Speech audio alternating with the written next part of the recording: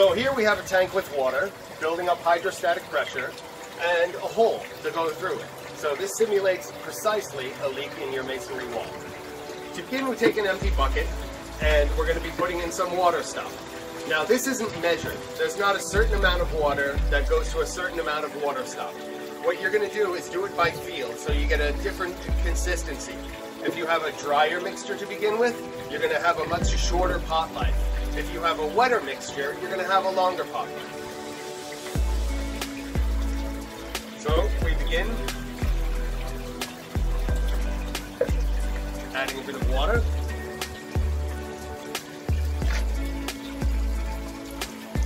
And water stop powder to feel. You want to be able to get the water stop out into your hand and start playing with it. You knead it like it was dough. So you play with it back and forth. And you'll notice that it's almost ready to set when it no longer sticks to the gloves.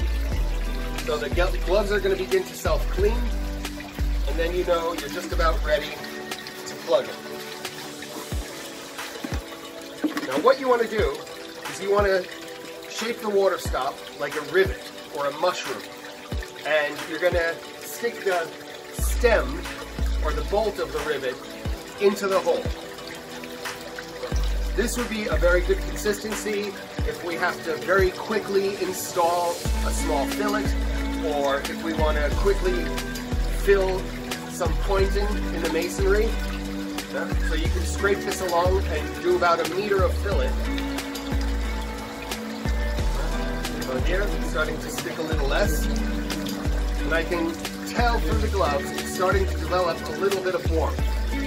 Now, because this hydrates very suddenly, you have very little time to actually do the application. When the mortar hits its sweet spot, you have about a second, which is actually a very long time just to push this into the wall. See? Becoming friable. Here.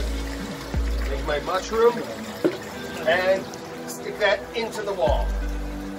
Alright, we have cold temperatures today. The water is very cold, so it might take a little bit longer. But what you want to do is also smear that flat. See? Now it's already brittle. The working time is over. Smooth that over because it's a permanent repair. This becomes part of the wall, and you're going to do the subsequent area waterproofing directly on top of this patch. Thank you. Good day.